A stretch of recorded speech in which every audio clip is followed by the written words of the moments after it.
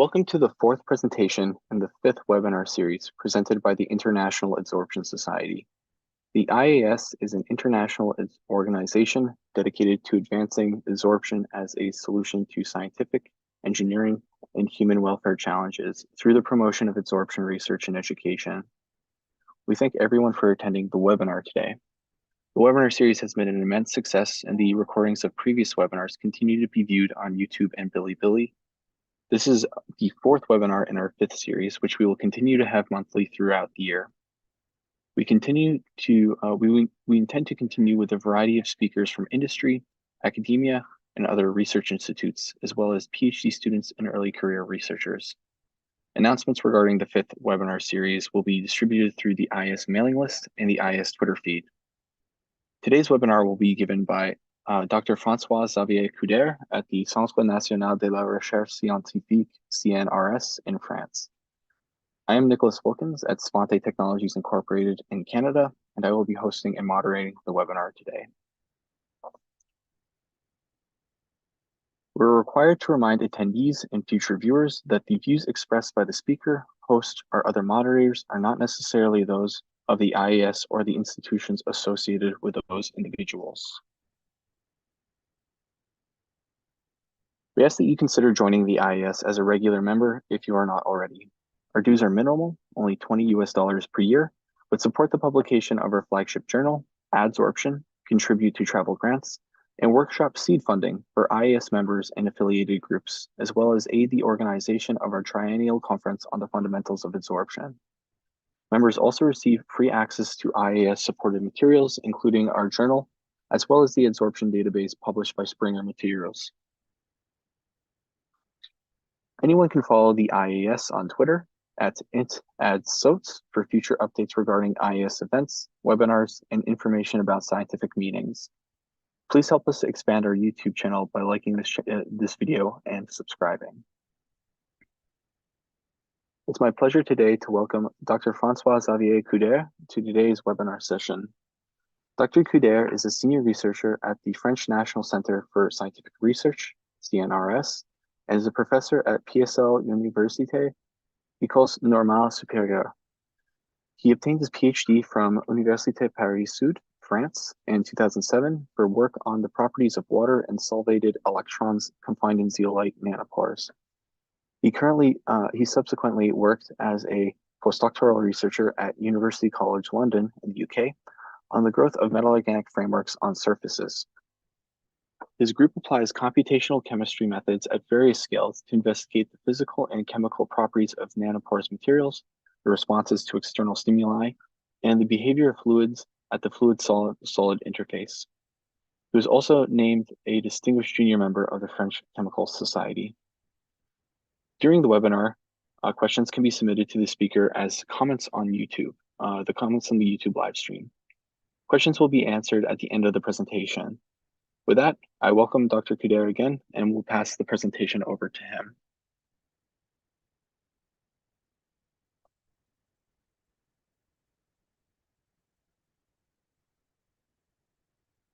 Excellent. We can see your screen, Francois. Okay, can you now see me? Excellent. Yes, we can see and hear you. Okay, perfect then. Well, thanks first for hosting the webinar, and thanks for inviting me. It's a great pleasure to participate in this series.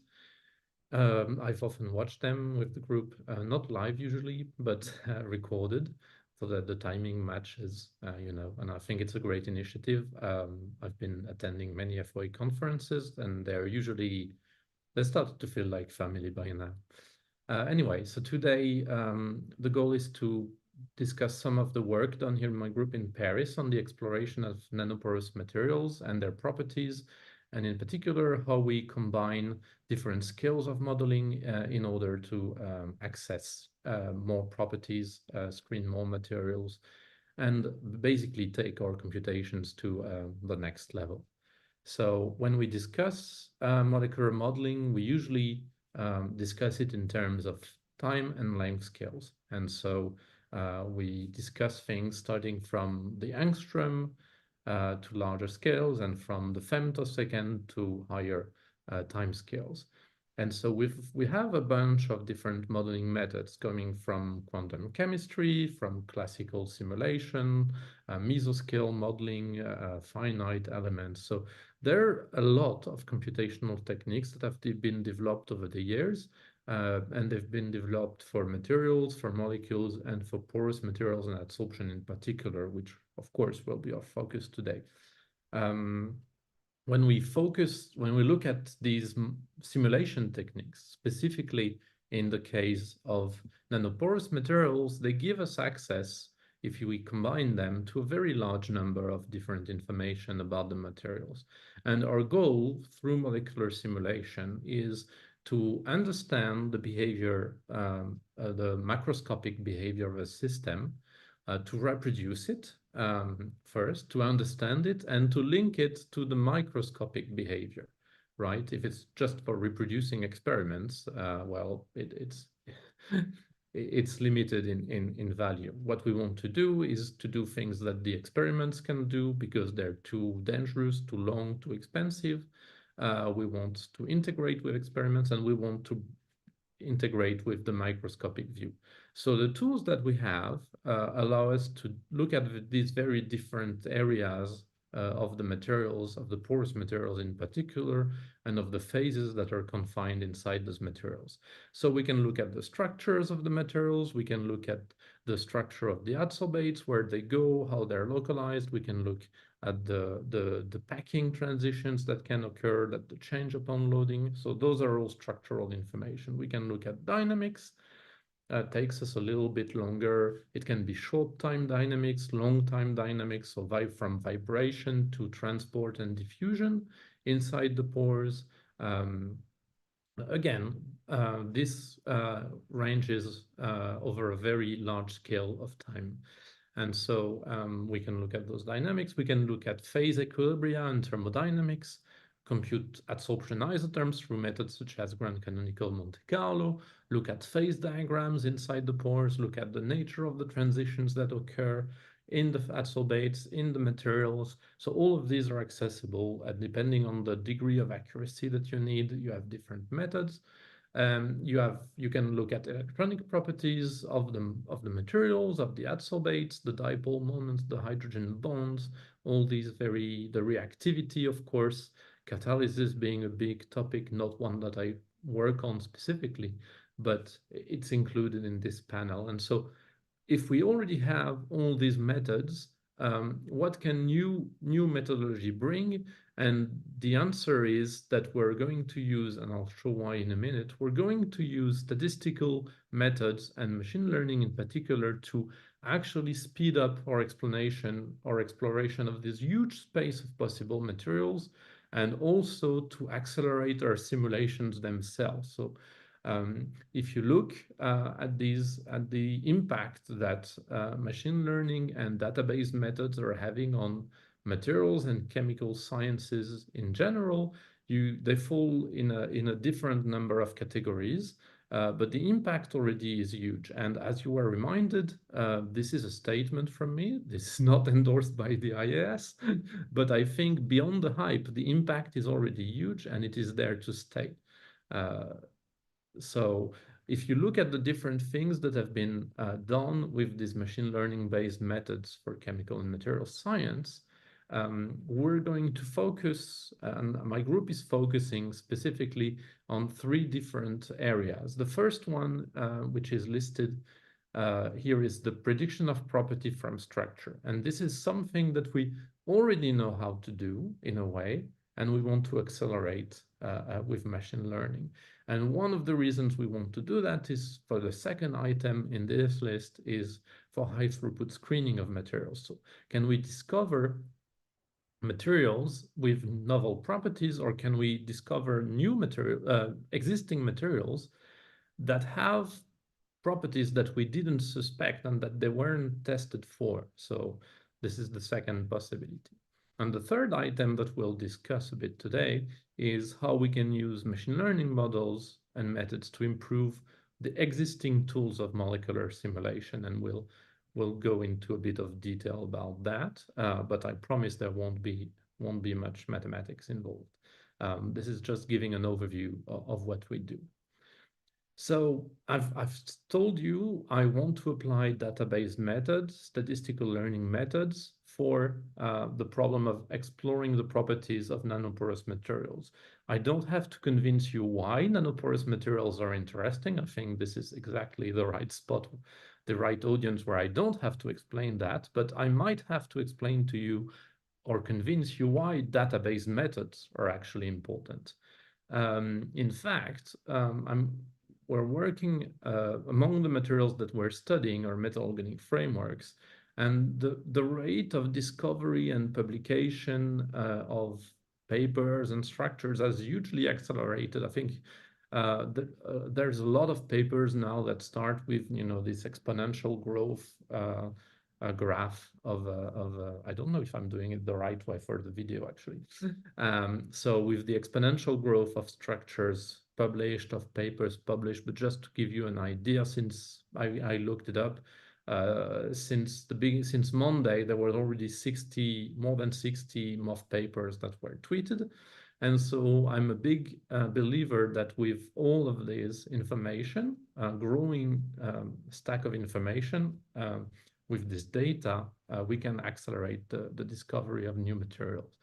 And so I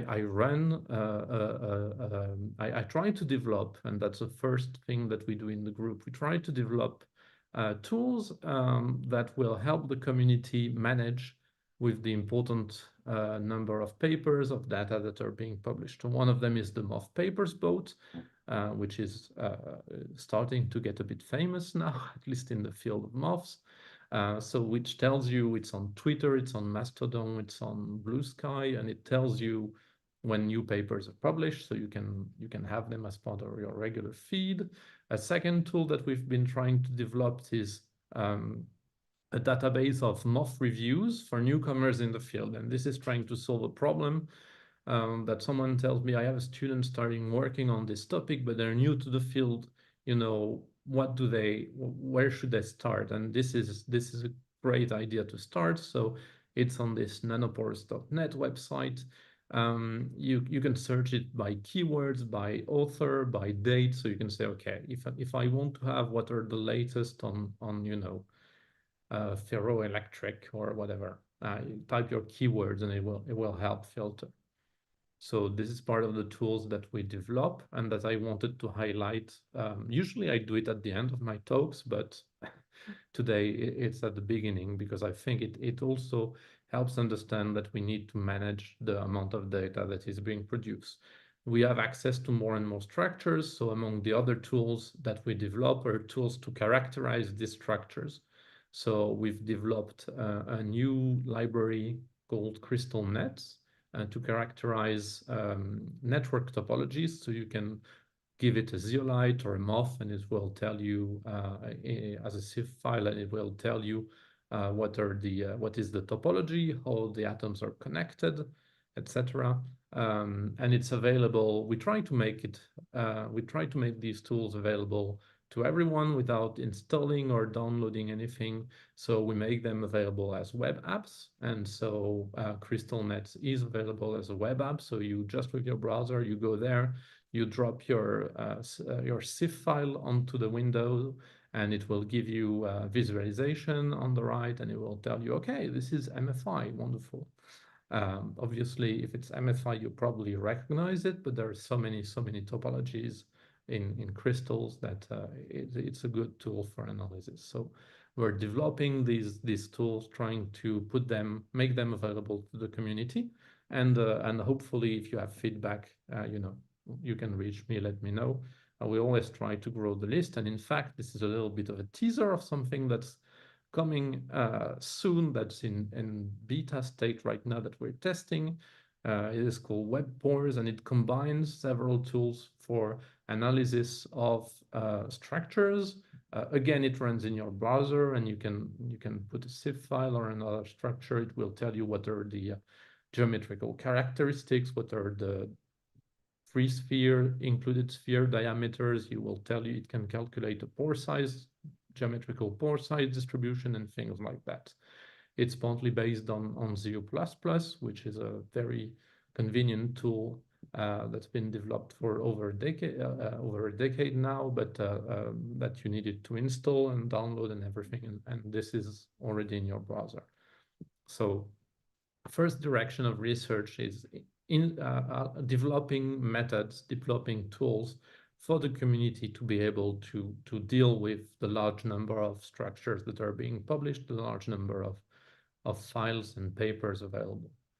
The second direction that we've been looking at is using this database method to try and identify materials with specific properties. And I'll give you one example of that. It's trying to find materials with unusual properties. I really like materials that behave, that are surprising, that behave in a way that you don't expect. And my interest in those metamorphs or unusual materials started with the discovery of those flexible moths that do very weird things, that contract upon adsorption or that release gas with negative adsorption by the Cascale group, etc. So we've been trying to hunt for more materials like that, because right now they're mostly discovered by serendipity. It means you run an experiment, it behaves weirdly, you start by thinking, okay, there's something wrong with the measurement, but when you check it 3 times, and it's still giving the same result, you say, okay, I have to understand it. That's fine. It brings a lot of discovery, but we're trying to get a better understanding of these unusual phenomena. And so how we do that, we apply database methods. So we try to screen databases for this kind of behavior. So what you can see here on this slide is actually a kind of summary of what we do when we do what we call supervised learning. So we start from a number of databases.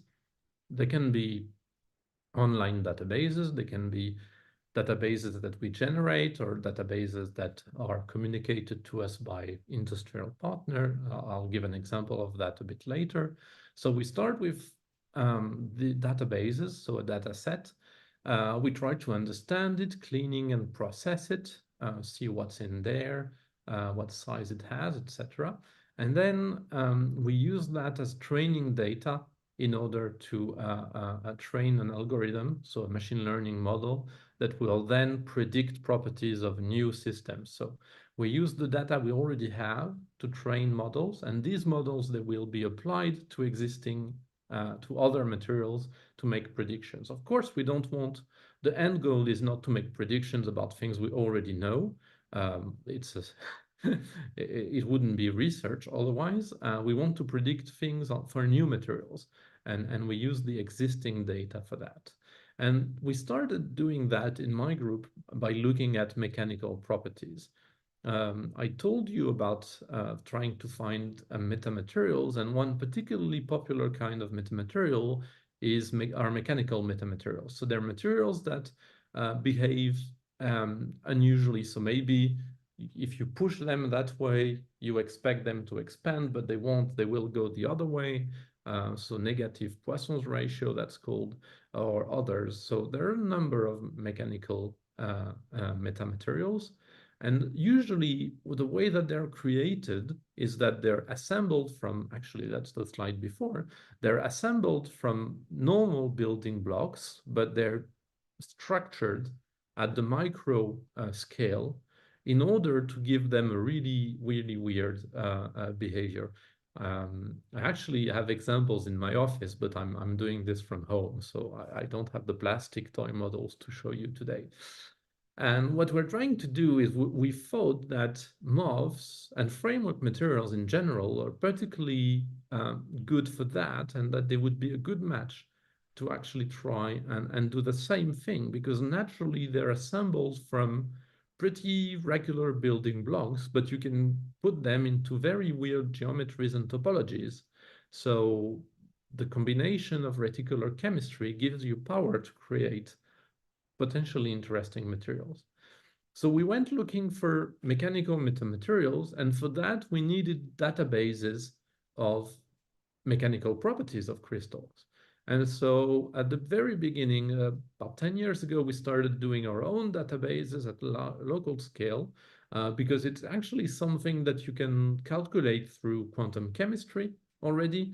The elastic tensor, which characterizes the response of a material, is actually, you can calculate it as the second derivative of the energy versus deformation. So what you do is you do simulations of a different strain structures in various ways, and by measuring the response, the linear response, you get the elastic tensor. So that's the idea. What you do is you can calculate for a given crystal by DFT its mechanical properties, its elastic tensor.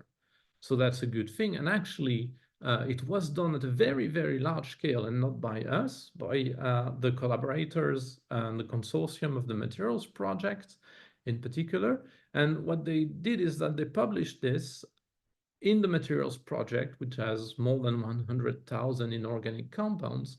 They published elastic data at the DFT level calculated for more than 10,000 structures. And when this was published, originally it was, I think, 2,000. And they've been adding more and more since. So now we're at this level. And this dwarfs any database of elastic data at the quantum level that was available before. We had done calculations like that for zeolites specifically in my group, but we had about a couple of hundred structures at most. But now we have data at a very large scale, and we can start to do things with them. We can start to answer questions. So for example, one of the questions we want to answer is these mechanical metamaterials, so these weird behavior, they're rare. We know that they're counterintuitive. They're not commonly found, but how rare are they actually? Can you put a number on that? For example, two phenomena, very different phenomena that exist, are negative linear compressibility and negative Poisson's ratio. So negative compressibility is you put isotropic pressure on all sides, and you expect one dimension to squeeze while to expand, sorry. You put pressure on all sides and you expect one dimension to actually expand instead of squeezing. So overall, the volume has to diminish, but it's possible that one or two dimensions expand. And so if you have that, you call it negative linear compressibility. And people say it's rare. And when you publish it, you say it's rare. In the paper, it's in your title, it's in your abstract. It's a feature to find one. Auxeticity is also rare, like negative Poisson's ratio is also considered rare, but do they compare or not? So what we did is we browsed through the database through systematic analysis, and we could put numbers on that. So this is the first thing you can start to do.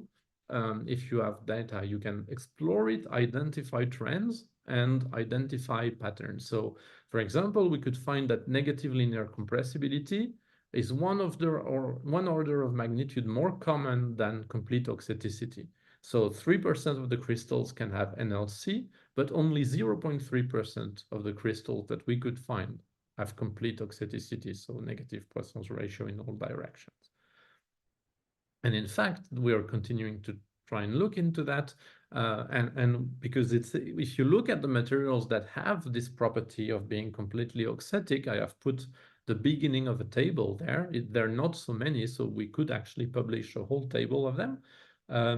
If you look at them, honestly, there's not much that, the metals are pretty diverse set.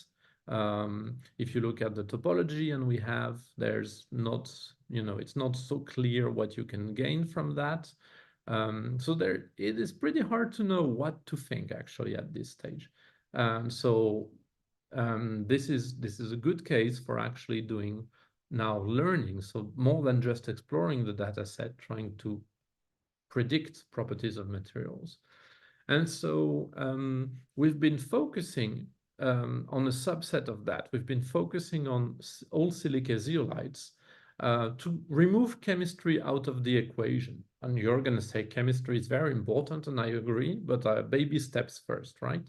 So we started with pure silica zeolites as a way to try and see that we could already, not considering chemistry into the equation, just from the topology and the arrangement of atoms, predict mechanical properties.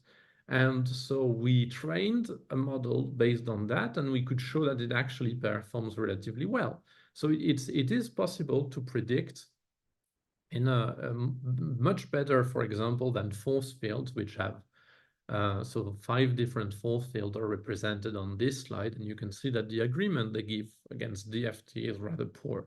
And before our studies, force fields were considered the way to go to predict mechanical properties. So we showed that you can beat those, you can be close to DFT quality for the prediction of mechanical properties of zeolites by considering their geometry, their topology, and the pore space available. And so we wanted to go, so this just tells you you can predict properties, okay? These are for bulk modulus and shear modulus. So they're relatively straightforward to predict. Poisson's ratio, which is what I was interested in, I told you a little bit before, is much harder because Poisson's ratio is a tricky property. It's an out-of-axis property. So the formula is more complicated and it involves many more terms. And so when you make errors on individual terms of the elastic tensor, the Poisson's ratio error accumulates drastically. So it's a difficult test to get right. And we wanted to find zeolites with that could be anisotropic. We know that force fields are really bad at this task. We know that we're looking for the needle in the haystack, as the picture says. And so we wanted to try a multi-scale approach. And because we don't think there's one tool that can give us the answer, so what we did is we put several together. And we started from a database of hypothetical structure, more than 500,000 of them from the DIM database or PopHel database. So you start from this. So there are hypothetical zeolites, many of them, and you first do a first filter through a force field. And yes, we know that the force field is really, really bad, but it only serves as the first step. And within these sets, we identify those that the force field thinks are going to be auxetic. So that's more than 500. Probably we know that the force field is doing a bad job, so we don't expect this number to be true, but that's what we have at the first stage. At the second stage, what we do is we do DFT calculations on these structures. We do DFT on this predicted auxetic, and we also do DFT on a random subset of other zeolite structures that are predicted not to be auxetic, to sort of balance things out and have an algorithm trained on a data set that's more or less equally matched between auxetic and not auxetic. Once we figure out the DFT calculations, and once they're done, we actually find out that, of course, not all of the structures that the force field predicted are stable, not all of them are auxetic, but at least it gives us a data set that's a bit more biased towards auxetic structure. And so based on that, we trained the predictor, and then we went back, actually, and so once we have this predictor, we went back and trained it again, applied it again, sorry. We applied it again on the huge database. So we applied it again on the almost 600,000. And with that, we were able to identify auxetic zeolites, and we find that the model actually performs better again than the force field as we expected, and it actually gives a reasonable agreement between expected properties based on the machine learning predictor and DFT properties. Of course, that's where the story ends, because we identified materials. Our final model actually has a relatively poor rate because it identifies wrongly about half of the systems that it identifies. So it has a false positive rate of about 50%. But for what we want to do, which is do DFT after in a multiscale, so if we were using it as the only model, it would be really bad. But because it's part of a multiscale strategy, it's actually not that bad, because we're going to filter those false positive out. But the trained predictor already helps us identify materials of potential interest. So again, this sort of, going around multiscale methodology, combining force field, DFT, machine learning predictor, and then going around for a second time. We believe this kind of exemplifies how we go hunting for rare properties, how we're going to find materials with novel and interesting properties. And we've tried and applied it to other properties, not just mechanical. So we've been working on thermal properties of zeolites as well. And I just I mentioned it here. There's the reference if you're interested in it, but I won't go into much detail, and we'll skip to a second part. So first part, multi-scale methodology, trying to identify new materials, combining different types of simulation and starting from DFT data.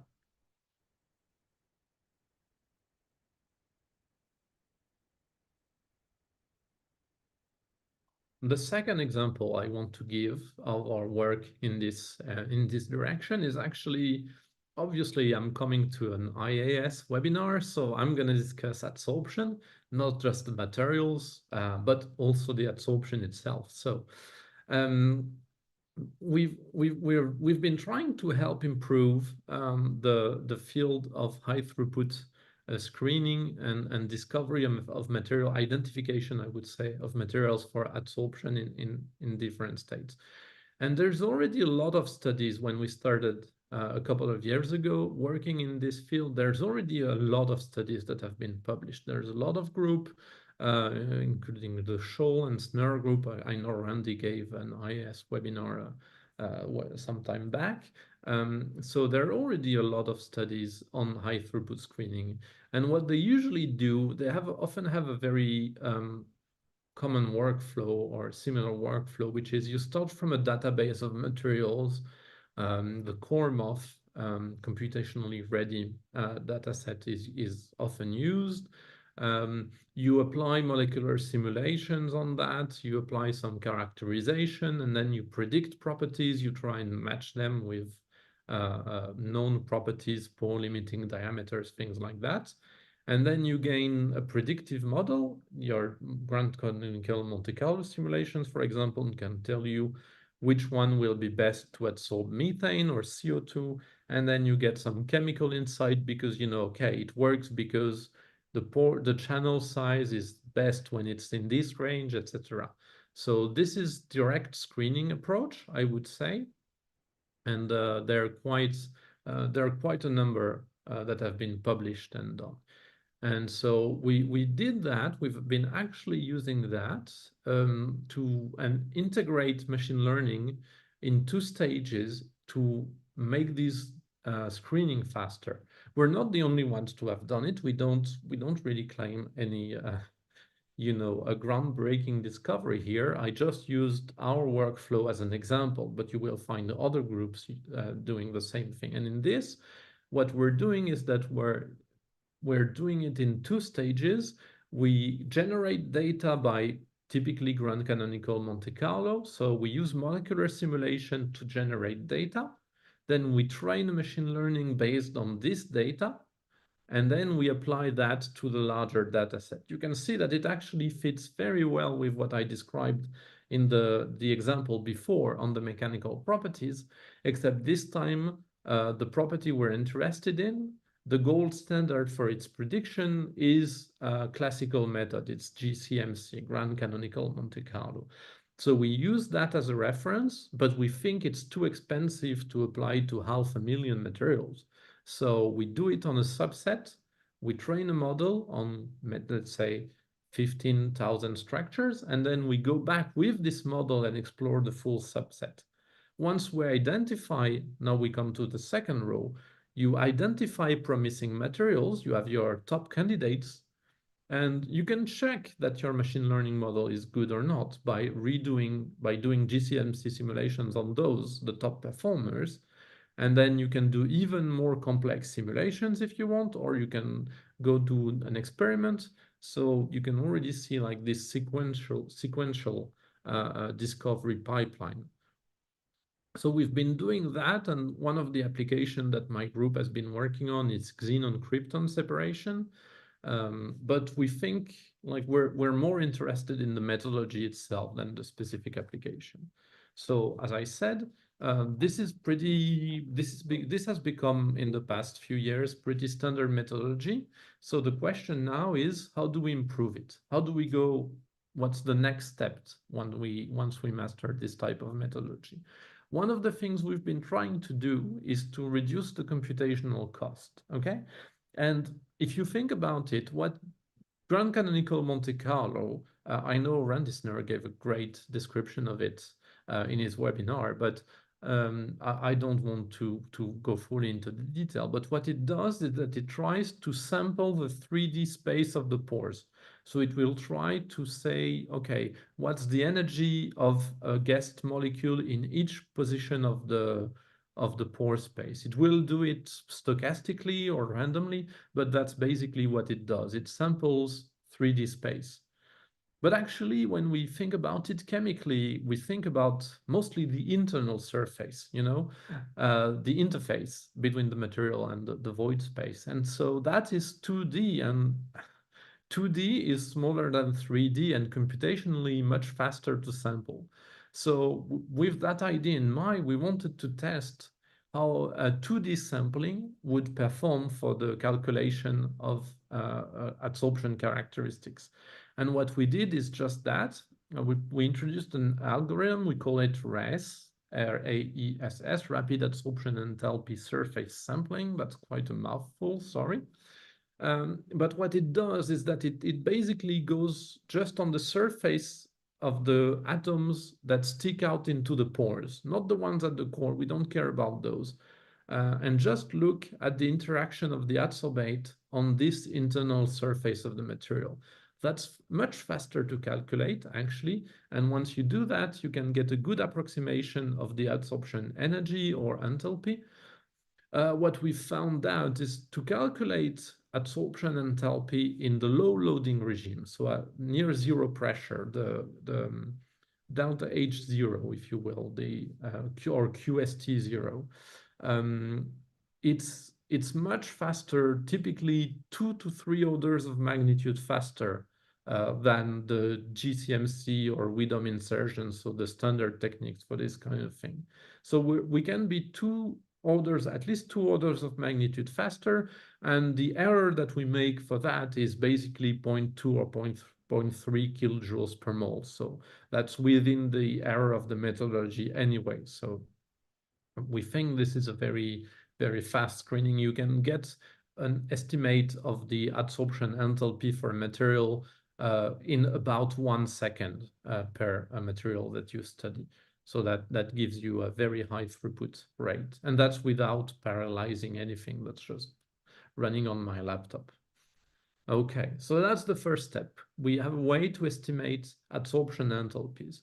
The second step is to say, okay, this is a good, we were happy with this new algorithm, but it only predicts properties at zero loading. It looks like if I'm the first molecule to go in, what's my properties? What's my affinity with the material?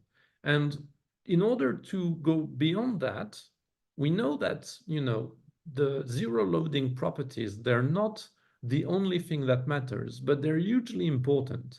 And so we think that we could combine that with other descriptors to make a model that accounts for everything and that can predict, for example, ambient pressure loading. So we looked at that and we designed a methodology to predict ambient pressure loading of xenon in that case, but it could be really anything else, based on the zero loading. We have a fast way, the RACE, to capture the zero loading. So we use that as input into a model that predicts the ambient pressure. So we take a NOMOF we don't know, we characterize its geometry, we characterize its zero, adsorption enthalpy at zero coverage and other things related that we obtain through RACE. We put all of that together into the model. And actually, it performs quite well. It allows us to have a really good accuracy on these adsorption properties beyond just the low coverage regime. And what we found, we've looked at xenon adsorption. We've also looked at xenon-krypton exchange, or selectivity, if you will, and it has a good accuracy.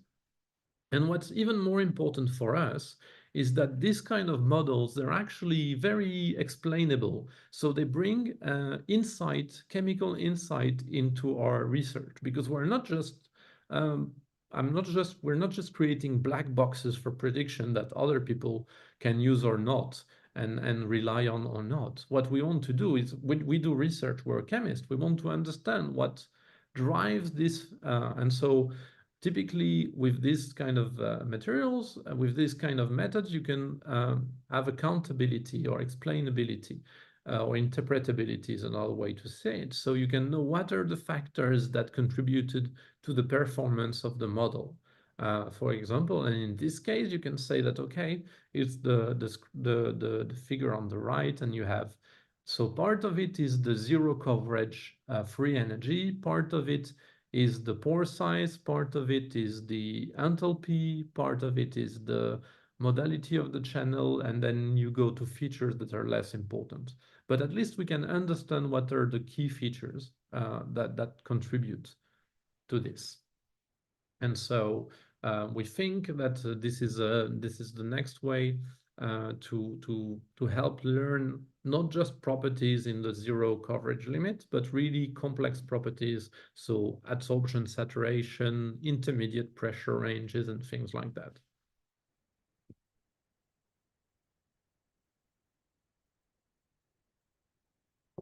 A third task that we wanted to look at, and something that we've actually, you noticed it's published within the last 2 months, I think.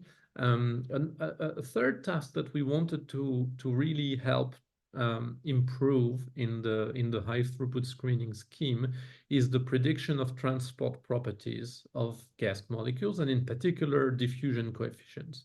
So we know that transport properties are key in several applications, but if you look at high throughput studies or computational studies, you will find that there very few, or at least compared to the GCMC simulations. And one of the reasons for that is something very practical, is it's much harder, it takes a lot of time. The agreement with experimental data is often limited by several confusing factors, etc. So, and what we've been, the way we've been trying to approach it is that, okay, we know molecular dynamics simulations are slow. They're even slower, much slower than ground canonical Monte Carlo simulations for typical convergence. So maybe that's where database models can actually bring a lot of relevance. So what we've been trying to do is we've been doing two things. First, we did a lot of MD simulations on a lot of MOFs in this case, in order to just be able to have a reference data set of diffusion coefficients on materials. And so those are this was research with high carbon impact. We used a lot of millions of CPU hours. But in the end, we have this reference data set of thousands of MOFs with transport properties, again, for xenon, but it could be for anything else. And the second thing we did is, okay, can we use a model to understand that, and a machine learning model to understand that and predict it in the future? So for the next materials, we don't have to do all these simulations.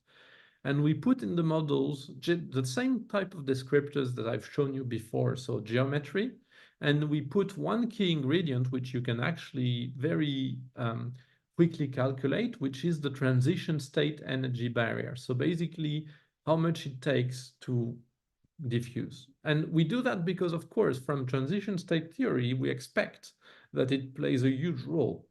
But it's not the only factor. And so if you put all that into a model, you end up with actually decent, I wouldn't say excellent, but decent agreement.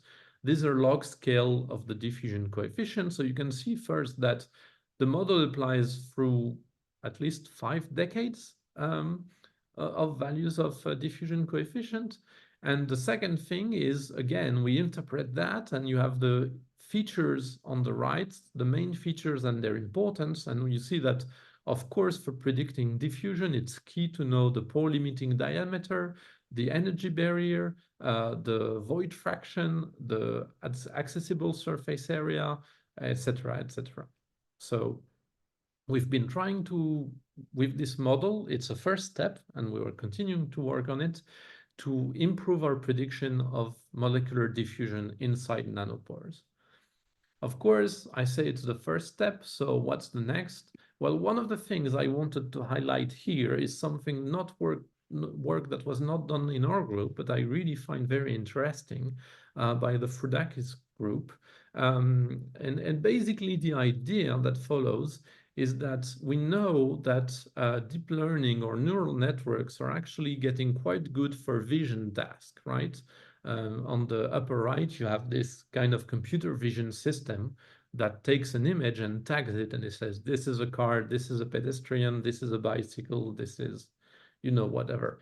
And it seems to be working reasonably well because Tesla is doing it and they're not crashing so much. So again, not an official opinion of the IAS or my employer. You've seen the disclaimers. But so we know that these neural networks are getting good at the task of recognition of image analysis. And one way we could say it is that the inside of our porous material, it's an image. I mean, you could do like tomography to image a real sample and then figure out what's going inside. So the Frudakis group actually used the potential energy surface inside the material as a 3D image and input it into a neural network to predict adsorption.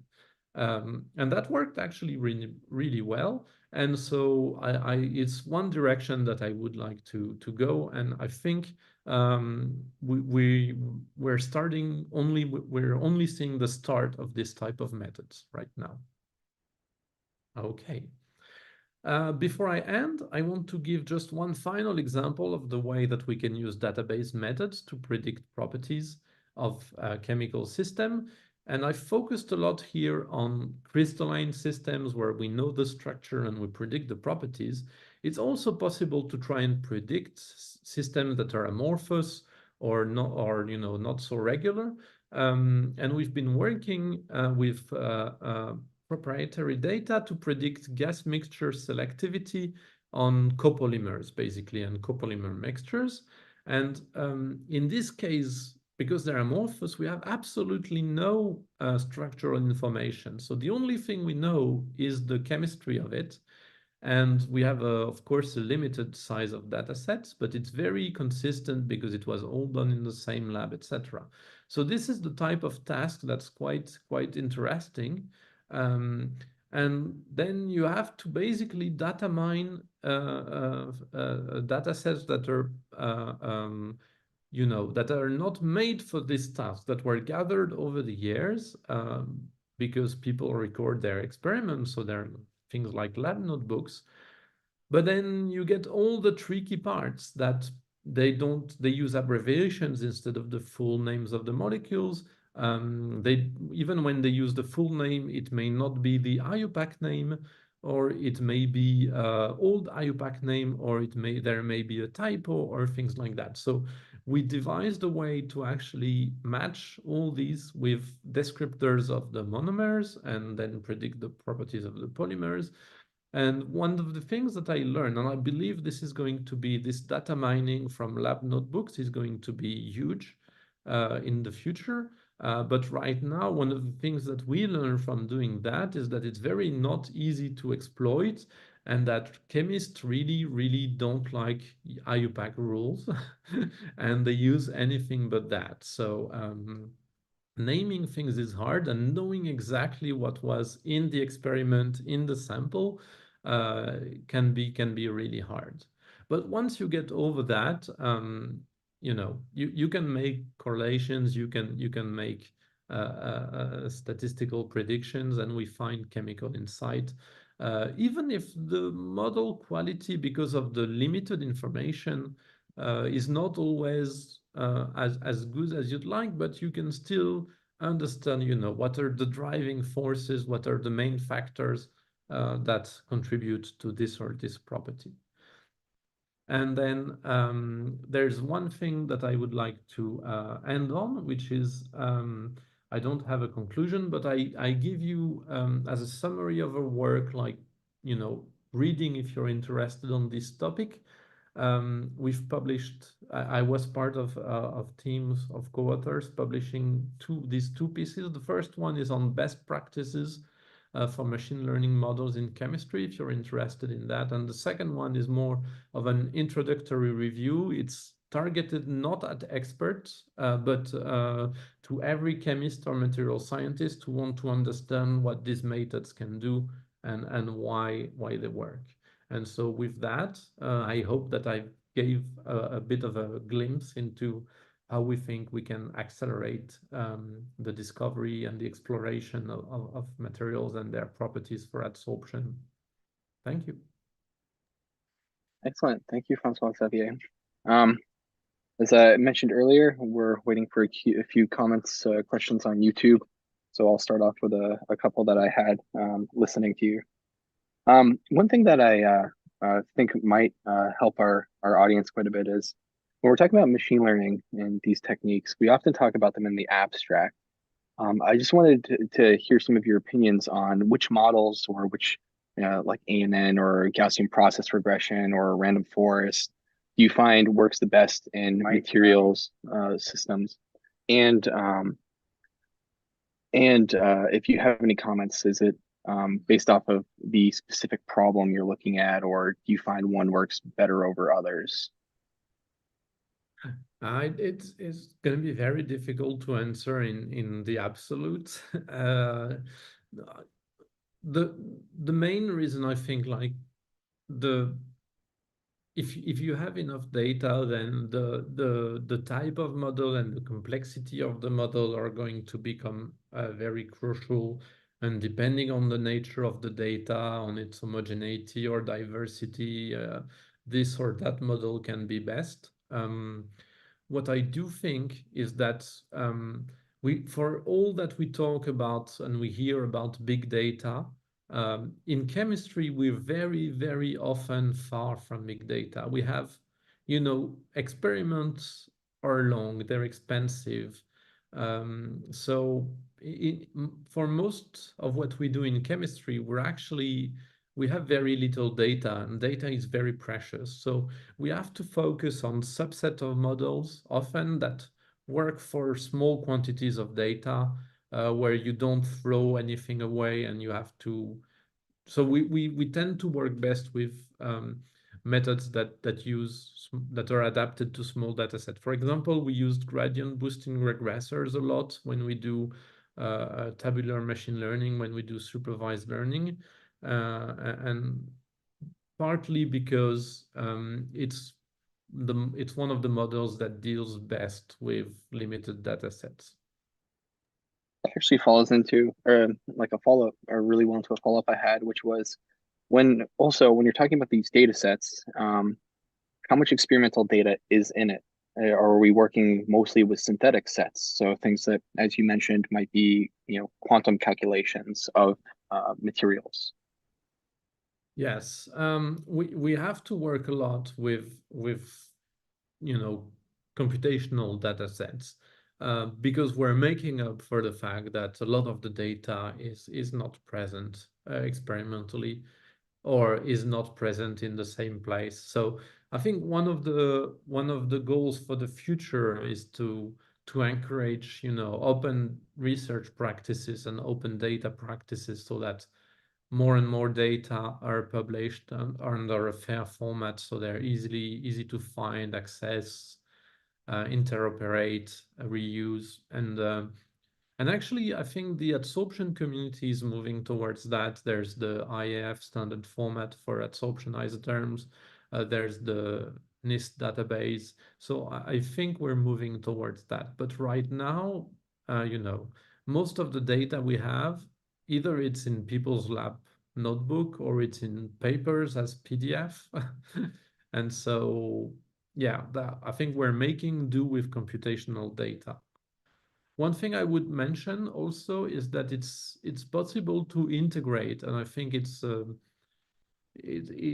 will be a key factor in the future. It's also possible to integrate the database methods with experiment optimization and experiment planning, and with computation, so that okay, to complement this prediction workflow, I need a couple more experiments, and the system can tell me what parameters of chemical space I have to, what parts of the chemical space I have to aim in order to bring the information that's currently missing from the model. No, that makes a lot of sense. It's the same actually on the engineering side as well. When we're talking about machine learning, it's mostly we're dealing with systems where we've simulated like column models and then use that to make predictions on systems, different isotherms. Okay, and we have a question about the 2D sampling technique that you were talking about, the alternative to the GCMC. In this case, do you need multiple projections of the material? So let's say you have pores that are in multiple dimensions and not necessarily like a one-dimensional pore. Do you have to like sample different sides, let's say, of the material to get accurate predictions, or is it a single projection that you're extrapolating these properties from? Right now, we've been only looking at the highest barrier, but of percolating path. But it's true that the separating of dimensions is not really an easy task. More complex models, still database, have been proposed. There's a study by the group of, I'm trying to remember the first author. I think it's MACE, M-A-C-E, but it's by the group of Baron Schmidt, and they've been looking at basically trying to model this potential energy surface as like basins and hills. You connect them together and you do like a lattice-based kinetic Monte Carlo with the values of the barriers and everything. And it's a lot more accurate than what we've done. It's also a lot more more expensive. So there are probably ways to do something in between and take into account the anisotropy of the crystal and the channels. But it's a tricky part, and it's one of the things where the neural networks would do really well, because they take the full potential energy surface. They don't really care about this is one direction or another. So this is something that I expect them to be very good at. And Oh, that actually, makes I'm not sense. sharing them, but we have preliminary result, and it looks quite good. Good to hear. No, that's actually even quite impressive then, that for a single 2D projection that you can get a pretty good idea of how a molecule is acting inside a 3D structure. For the diffusion predictions, one question we have is that for these diffusion coefficients, are you able to also, with machine learning, determine which diffusion mechanisms are happening in the system, or are you just predicting this as an overall diffusion coefficient? Again, very good question. So right now, we're really doing just one value. So we're doing self-diffusion coefficient in the zero loading limit. Obviously, that's far from being a complete picture of the transport properties of a material, and we know that, but it's our first step. We think I think the way forward is first to look more at the properties, at different properties, like higher loading diffusion or other diffusion or transport coefficient, like permeability maybe, but mechanism is a bit harder to get, because it's more than just a single like regression task where you want to have one number and predict it, or four numbers and predict it.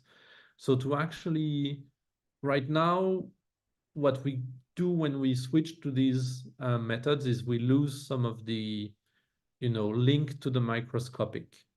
which is what I really like in molecular simulations. So, but nothing prevents you to then run simulations on the top 10 materials and see why they're so good.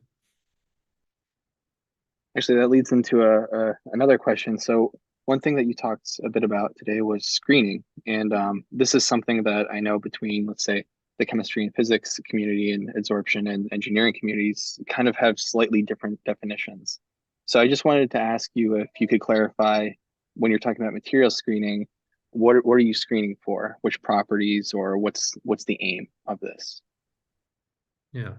So basically, my definition of screening is you take a database of structures with unknown properties X, and you try to find the top performing material for property X. And then it becomes a matter of defining your figure of merit, basically. It can be a simple one like adsorption enthalpy. It can be a complex one, like selectivity of species A over species B at 700 degrees and 5 bars, or it can be working capacity. So you can make it as complex as you want, and your model becomes harder to do, but it's basically that is where the way I see it, we don't really need new materials, but there are tons of materials for which we have just a single crystal structure, and nobody ever bothered to do this adsorption or that adsorption or mechanical test. Or if you think about it, for example, piezoelectric constants, they're really very hard to measure, and so data on that for crystalline or porous materials, they're very scarce. And so probably there are really good materials, but we simply don't know because nobody tested. And it's the same is true for a lot of properties. No, that makes sense. And so the aim then of these screenings would be computationally, hopefully, identify which of these materials might be candidates to try to synthesize if, let's say, they were only looked at as a structure, or to test further properties that would not have been already put in the literature. Yeah. Yeah, that's really the way I see it. And also I think this is what we integrate with the experiment, because it's that, and it's also the insight that we gain to say, okay, we see that this feature is really important, and then I can go talk to a synthetic chemist and he says, oh, if you really want to do that very big, maybe I can have this linker or this ligand or this metal or whatever. And it gives them ideas as well, not just recipe and please make me this structure, but also, okay, directions into where to look next. All right. Thank you, François-Xavier. I'll take the screen back now and we'll end the webinar.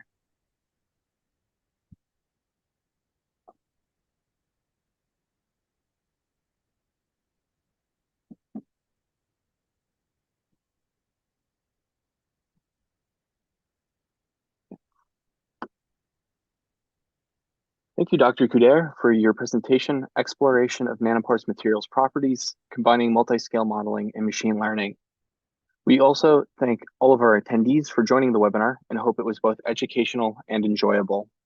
An edited version of this webinar will be posted to the IAS YouTube channel and Bilibili with an announcement on the IAS Twitter feed. The hope is that the work here discussed today will be a useful resource for the adsorption science community in the future. The next confirmed IAS webinar will be given by Dr. Andreas Seidel-Morgenstern on May 29th at 1400 UTC. Announcements regarding the next webinar and other IAS online events will be posted on our Twitter feed and also through our IAS mailing list. With that, we thank you for joining us and hope that you will join us again soon.